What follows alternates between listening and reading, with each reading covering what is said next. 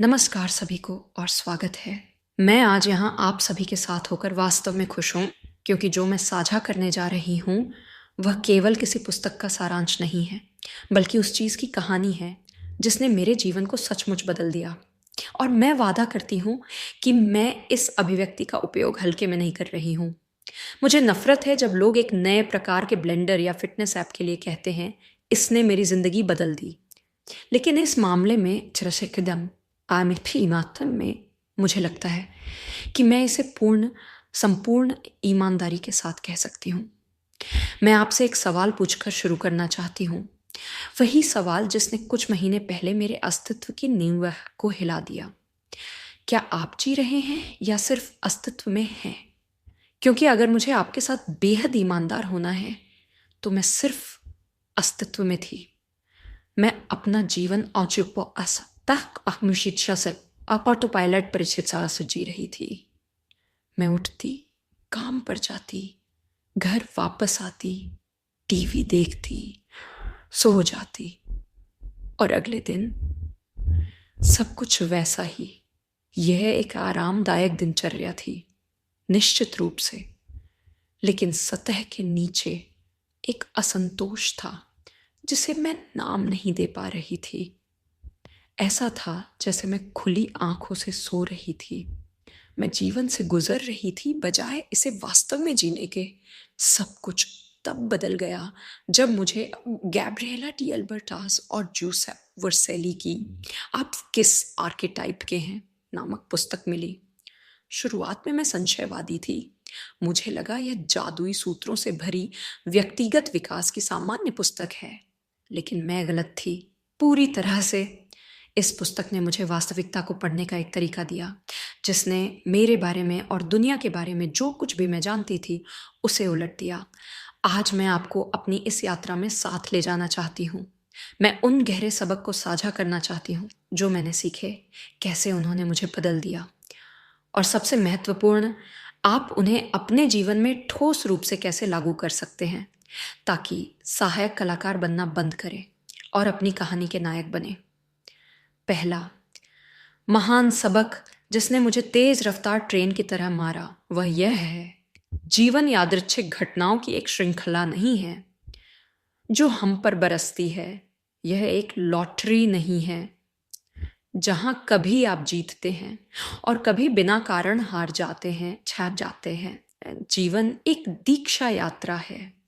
यह जागृति का मार्ग है। इसे समझने से पहले मैं पीड़ित के तर्क में जीती थी। अगर मेरे साथ कुछ बुरा होता तो मेरी स्वचालित प्रतिक्रिया होती, मेरे साथ ही क्यों, क्या बदकिस्मती। मैं घटनाओं की दया पर महसूस करती थी, लेकिन मैंने पाया कि यह अस्तित्व की सबसे सतही दृष्टि है। यह एक उत्कृष्ट फिल्म देखने तक और अभिनेताओं के कपड़ों पर टिप्पणी करने तक खुद को सीमित रखने जैसा है। आप पूरी तरह से मुद्दे को खो रहे हैं। मैंने समझा कि वास्तविकता का एक बहुत गहरा स्तर मौजूद है। वास्तव में यह मायने नहीं रखता कि हमारे साथ क्या होता है वो का है, बल्कि यह मायने रखता है कि हम जो होता है उसे क्या अर्थ देते हैं।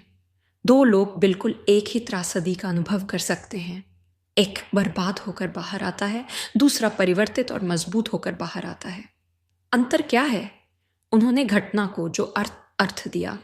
जब मैंने इस दृष्टिकोण से अपने जीवन को देखना शुरू किया तो सब कुछ ने एक अलग रंग ले लिया। वह नौकरी जो मैंने 3 साल पहले खो दी थी और जिसके लिए मैंने महीनों रोया था, यह दुर्भाग्य नहीं था, यह आवश्यक धक्का था। एकमात्र जो मुझे हिला सकता था, मुझे कुछ बेहतर खोजने के लिए प्रेरित करने के लिए। वह रिश्ता जो बुरी तरह खत्म हुआ और मेरा दिल तोड़ गया। मैं पीड़ित नहीं थी। यह एक दर्दनाक लेकिन आवश्यक अवसर था यह समझने के लिए कि मैं वास्तव में क्या चाहती थी और अपने पैरों पर खड़े होना सीखने के लिए। और यहाँ दूसरा रहस्य उद्घाटन आता है। हम में से हर कोई एक नायक है। मैं केप वाले सुपर हीरो की बात नहीं कर रही हूँ। मैं महानगरीय नायकों की बात कर रही हूँ।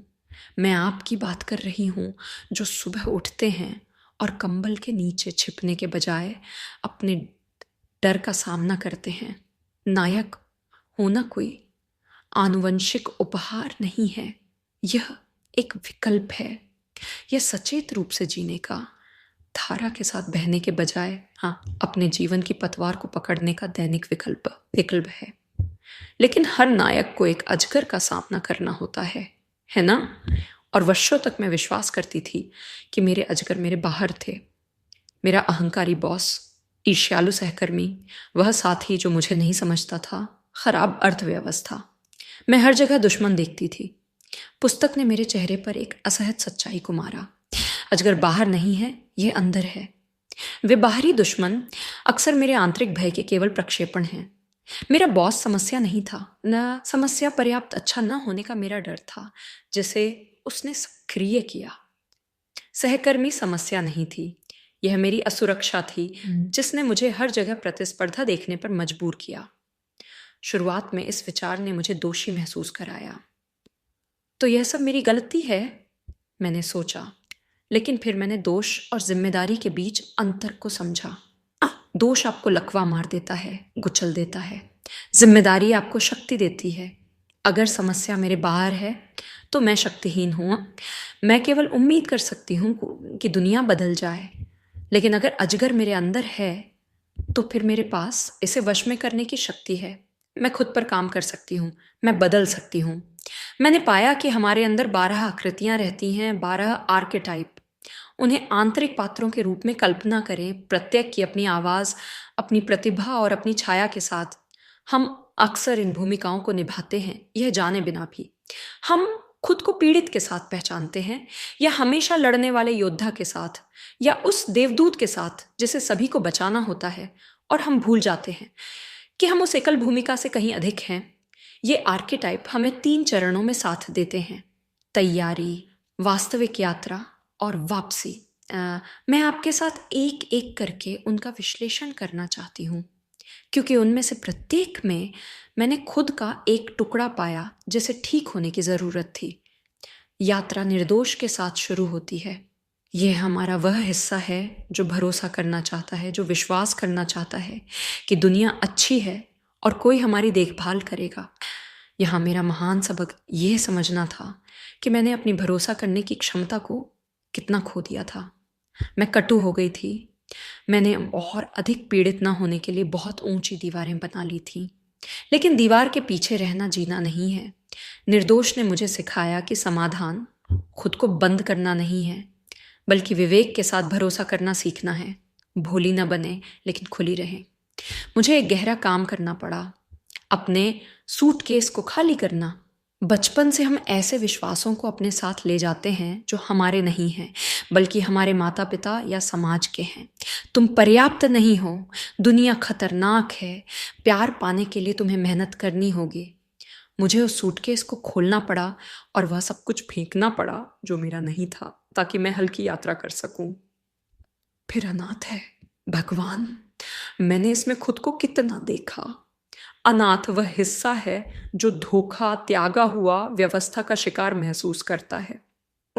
यह वह आवाज है जो शिकायत करती है, कोई मेरी मदद नहीं करता, मुझे सब कुछ अकेले करना होता है। मैं एक पेशेवर अनाथ थी। मैं लगातार शिकायत करती थी। अगर चीजें गलत होती थीं, तो यह हमेशा किसी और की गलती होती थी। लेकिन मुझे एक क्रूर सच्चाई स्वीकार करनी पड़ी। मैं खुद को तोड़ फोड़ कर रही थी। अपनी पीड़िता मानसिकता से मैं लोगों और अवसरों को दूर धकेल रही थी। परिवर्तन तब हुआ जब मैंने किसी के मुझे बचाने का इंतजार करना बंद कर दिया और खुद को बचाने का फैसला किया। मैंने सीखा कि स्वायत्तता अकेलापन नहीं है। मैं खुद पर भरोसा कर सकती हूँ और साथ ही दूसरों को मेरी मदद करने की अनुमति दे सकती हूँ। यह परस्पर निर्भरता विकसित अनाथ की असली ताकत है। हम अक्सर योद्धा को कुछ हिंसक के रूप में सोचते हैं, लेकिन ऐसा नहीं है। योद्धा नहीं कहने की हमारी क्षमता है, अपनी सीमाओं की रक्षा करने की, साहस रखने की। मेरी समस्या यह थी कि मेरे योद्धा की तलवार गलत दिशा में इशारा कर रही थी मेरे खिलाफ। मेरा एक भयंकर आंतरिक संवाद था। मैं हर गलती के लिए खुद की आलोचना करती थी, खुद का अपमान करती थी, खुद को अपने सबसे बुरे दुश्मन की तरह व्यवहार करती थी। मुझे लगता था कि यह मुझे प्रोत्साहित करता है, इसके बजाय यह मुझे नष्ट कर रहा था। सबक, मुझे अपने योद्धा को फिर से शिक्षित करना पड़ा। मैंने उससे कहा, अरे चलो मिलकर मेरे डर के खिलाफ, मेरी आलस्य के खिलाफ लड़ें।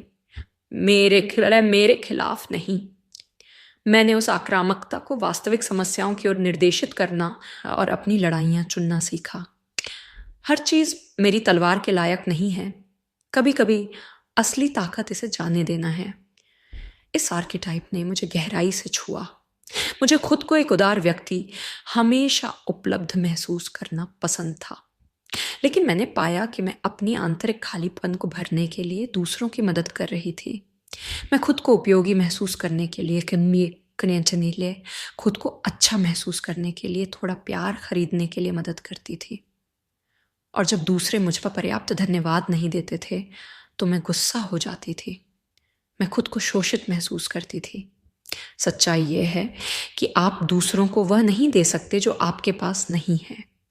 अगर आप खुद से प्यार नहीं करते हैं तो आपकी मदद ज़रूरत से दूषित है। मुझे सीखना पड़ा कि ना कहना प्यार का एक कार्य है। जब मैं एक अनुरोध को ना कहती हूँ जो मुझे ख़त्म कर देता है, तो मैं खुद को हाँ कह रही हूँ। और केवल जब मैं भरी हूँ तो मैं दूसरों को प्रामाणिक तरीके से दे सकती हूँ, निर्भरता पैदा किए बिना। खोजकर्ता के साथ असली यात्रा शुरू होती है। मैं एक हताश खोजकर्ता थी। मैं हर जगह जवाब खोज रही थी, किताबों में, पाठ्यक्रमों में, यात्राओं में, रिश्तों में। मैं उस कुछ और की तलाश कर रही थी जो मुझे पूर्ण महसूस कराए। लेकिन हर बार जब मैं एक बाहरी लक्ष्य तक पहुंचती थी तो खालीपन वापस आ जाती थी। खोजकर्ता का सबक भ्रमित करने वाला था।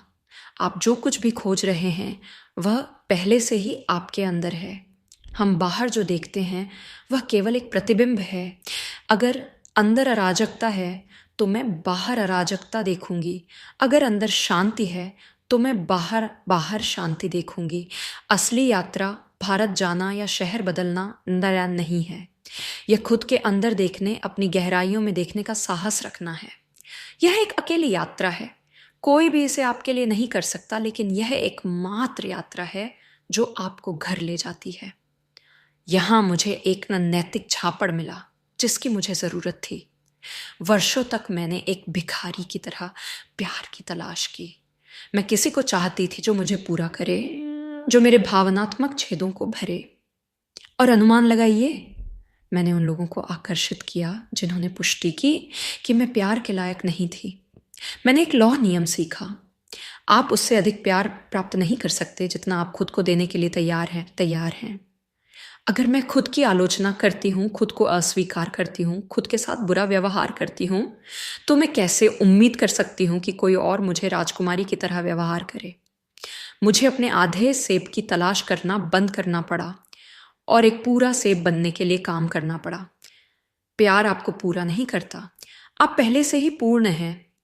प्यार दो पूर्ण लोगों के बीच साझा करना है, दो लंगड़ों के लिए बैसाखी नहीं। यह वह आर्केटाइप है जिससे मैं सबसे अधिक डरती थी। विध्वंसक अंत हानि परिवर्तन लाता है और मुझे बदलना पसंद नहीं था। मैं हर चीज़ से चिपकी रहती थी, यहाँ तक कि जो मुझे चोट पहुँचाती थी, केवल खालीपन का सामना न करने के लिए। लेकिन मैंने समझा कि विनाश के बिना कोई सृजन नहीं है। जैसे पेड़ को वसंत में नई पत्तियां उगाने के लिए सूखी पत्तियों को गिरने देना होता है, वैसे ही मुझे अपनी पुरानी पहचान को जाने देना होता था। मैंने विध्वंसक को एक दुश्मन के रूप में नहीं, बल्कि एक सहयोगी के रूप में देखना सीखा जो सफाई करता है। यह वह हटा देता है जो अब ज़रूरत नहीं है, ताकि नए के लिए जगह बनाई जा सके। क्या यह दर्दनाक है? हाँ, लेकिन लगाव दुख है। जब आप जीवन को खुले हाथ से पकड़ना सीखते हैं, जाने देने के लिए तैयार, तो आप अजेय बन जाते हैं। निर्माता ने मुझे शक्ति वापस दी।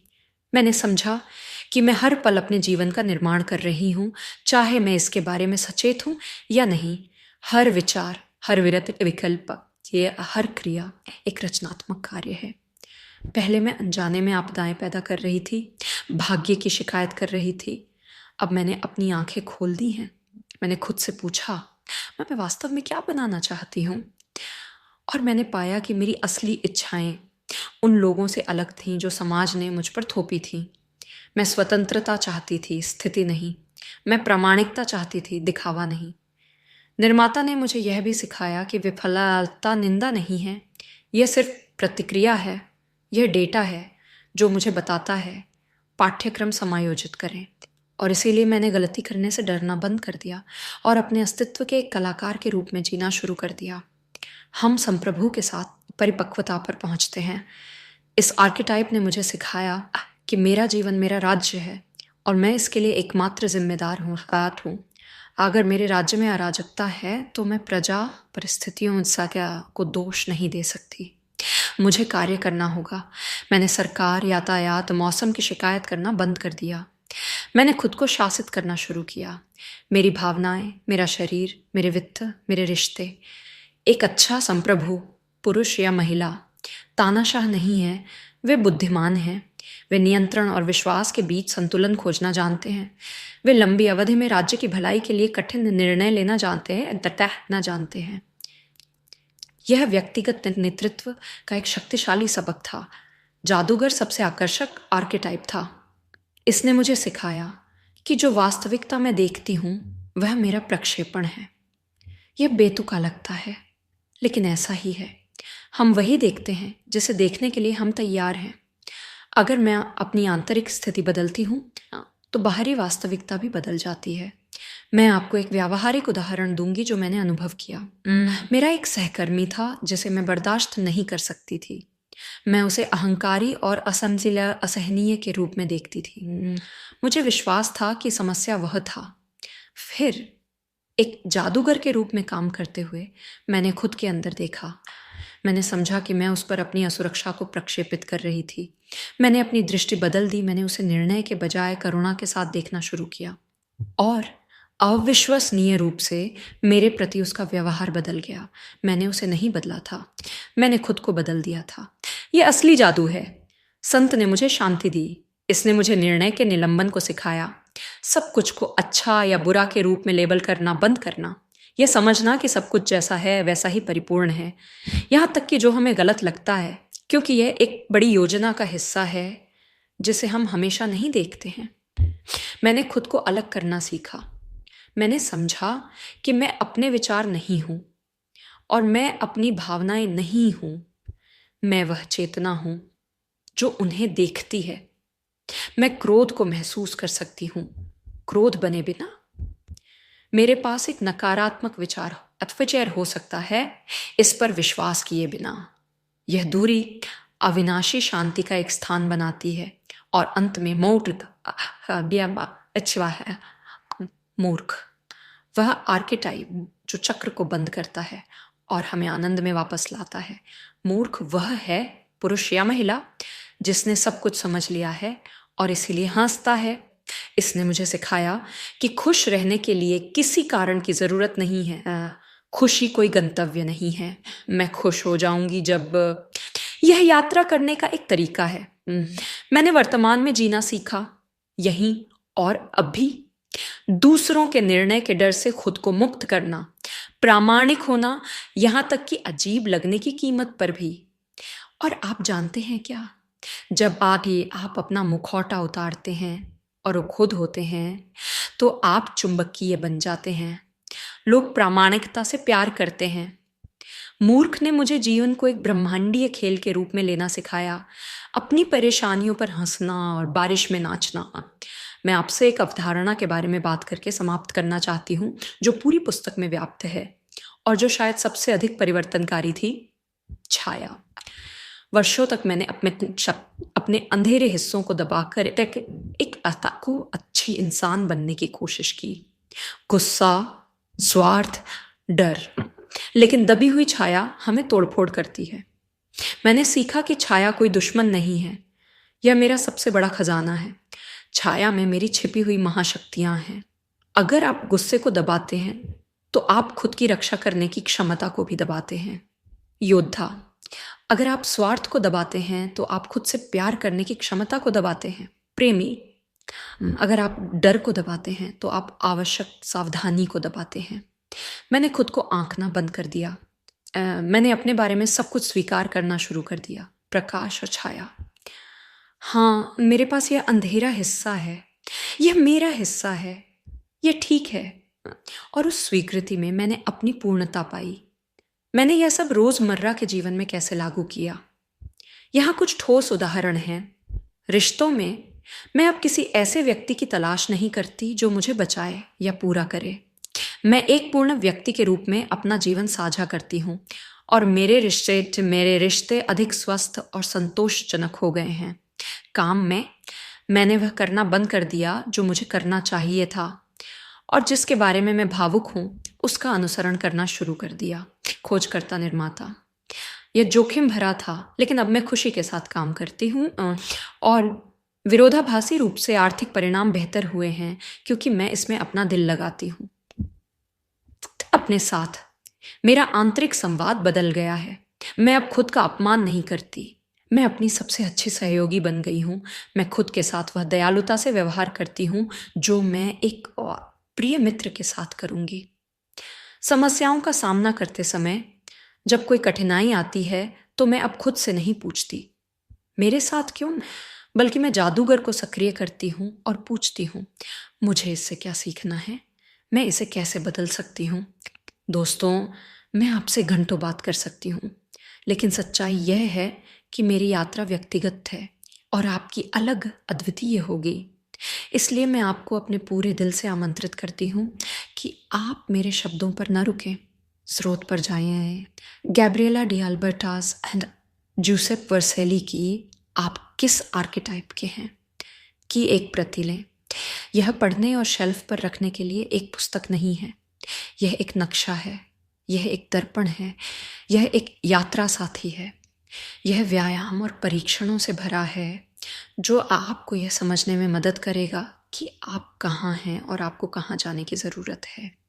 अगर आपको लगता है कि आप हैंड ब्रेक खींचकर जी रहे हैं, अगर आप खुद को शिकार महसूस करते हैं, अगर आप एक गहरे अर्थ की तलाश कर रहे हैं, तो यह पुस्तक आपके लिए है। ये खुद में एक निवेश है जो आपको पूरे जीवन भर वापस चुकाएगा। मैं वहाँ नहीं पहुँची हूँ। मैं एक प्रबुद्ध गुरु नहीं हूँ। मैं एक यात्री हूँ, बिल्कुल आपकी तरह, जो हर दिन सीखती रहती है। कभी गिरती है, कभी उठती है, लेकिन हमेशा एक नई जागरूकता के साथ। मैं आपको उस सवाल के साथ छोड़ती हूँ जिसने मेरे लिए सब कुछ शुरू किया। क्या आप जी रहे हैं या सिर्फ अस्तित्व में हैं? अगर जवाब आपको पसंद नहीं है तो आप जानते हैं कि क्या करना है। यात्रा आपका इंतज़ार कर रही है। यह एपिसोड भी समाप्त हो गया है। हमें उम्मीद है कि आपको विषय पसंद आया होगा और हम जल्द ही एक और विषय के लिए आपसे मिलेंगे जो हम सभी को अपने जीवन को बेहतर बनाने में मदद कर सकता है।